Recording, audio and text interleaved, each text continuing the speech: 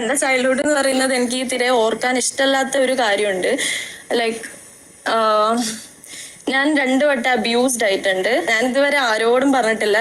Hi everyone, ഇതൊരു വലിയൊരു voice ക്ലിപ്പാണ്. അത് മുഴുവനായും ഞാൻ ഇപ്പോൾ സൈഡിൽ വെച്ച് തരാം. ഒരു കാര്യം പറയുകയാണ് പൊന്നാര മക്കളെ, എന്തൊക്കെയാണ് നമ്മൾ ഈ കേൾക്കുന്നത്.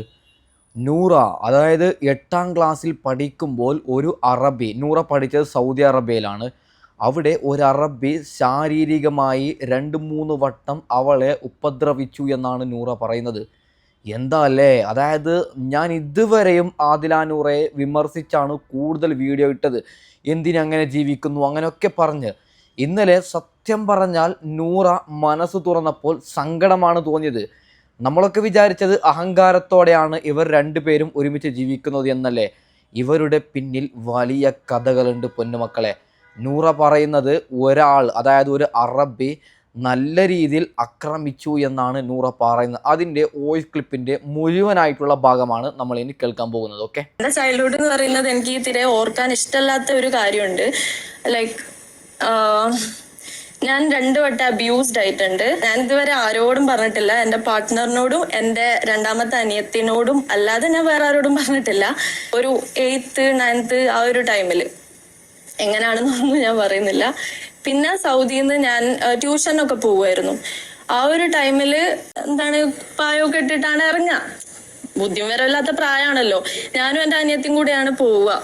അപ്പോ എന്താ പറയാ, ഒരാളെ എന്നോട് ചോദിച്ച് ഒരു കടയിലേക്കുള്ള വഴി കാണിച്ചു തരുമെന്ന് ചോദിച്ച്. അപ്പൊ ഞാന് കാണിച്ചു തരാം, ഞാൻ വണ്ടിയാണ്, എനിക്ക് അറിഞ്ഞൂടെ, ഞാൻ ചെറിയ കുട്ടിയാണല്ലോ, 8ാം ക്ലാസ്സിലൊക്കെ പഠിക്കുന്ന കുട്ടി എന്ന് പറയാം, ബുദ്ധിയും വിവരമൊന്നും വെക്കാത്ത ഒരു പ്രായം. അങ്ങനെ അയാള് എന്നോട് പറഞ്ഞ ഒരു കടയിലേക്കുള്ള വഴി കാണിച്ചു തരുമെന്ന് വെച്ചാൽ. എന്റെ ഉപ്പൊക്കെ ഒരു കടയാണ്. അപ്പോ ഞാൻ പറഞ്ഞ് ഞാൻ കാണിച്ചു തരാം. ഞാൻ ഇംഗ്ലീഷിലാട്ടോ പറയുന്നത്, കാരണം എനിക്ക് അറബി അറിഞ്ഞൂടെ, അയാൾ അറബിയാണ്. അപ്പോ ഞാൻ കാണിച്ചു തരാ പറഞ്ഞ് ഞാൻ അയാളെ കൂടെ പോയി. അയാൾ എന്നെ നേരെ കൊണ്ടുവന്നത് എന്റെ തൊട്ടപ്പുറത്തെ ബിൽഡിങ്ങിന്റെ മുകളിലേക്ക്, ടെറസിമിലേക്ക്. അപ്പൊ അയാളെ കയ്യിൽ കത്തി ഉണ്ടായിരുന്നു. അയാളെന്റെ കഴുത്തില് അത് വെച്ചു. അയാള് എന്തൊക്കെയോ ഫൈൻ. 2 വട്ടം ഞാൻ അബ്യൂസ്ഡ് ആയിട്ടുണ്ട് എന്റെ ചൈൽഡ്ഹുഡില്.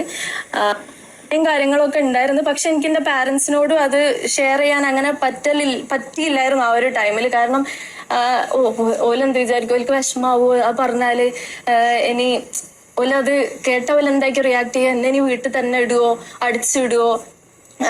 എനിക്ക് ഭയങ്കര എന്താ പറയാ, ആരോടും പറയാനും പറ്റുന്നില്ല, ഒന്നും ഷെയർ ചെയ്യാനും പറ്റുന്നില്ല.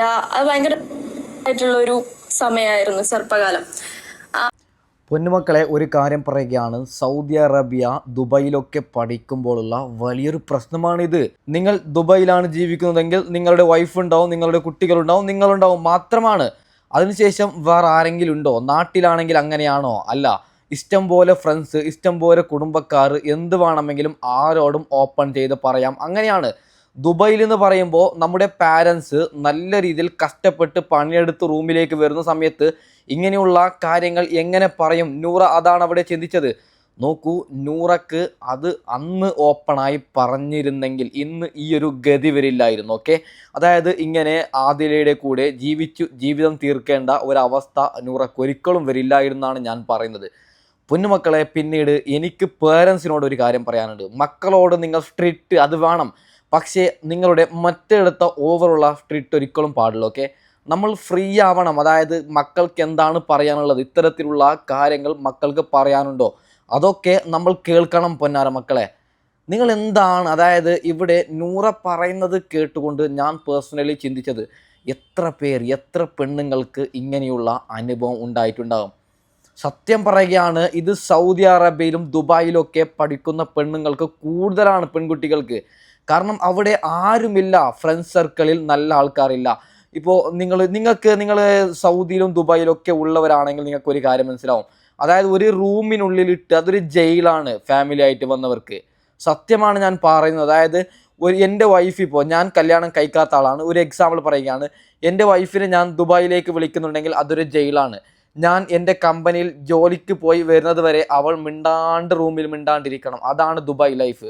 അത് കൊണ്ടുപോയ പ്രവാസികൾക്ക് എല്ലാവർക്കും അറിയും, പ്രവാസി വൈഫുമാർക്ക് എല്ലാവർക്കും അറിയും. അതിൻ്റെ അകത്ത് ഒന്നും ചെയ്യാൻ പറ്റുന്നില്ല. അപ്പോൾ ഇങ്ങനെയൊക്കെ കാര്യങ്ങൾ നടന്നു കഴിഞ്ഞാൽ എങ്ങനെ ഞാൻ ഹസ്ബൻഡിനോട് പറയും? അങ്ങനെയൊക്കെയാണ്.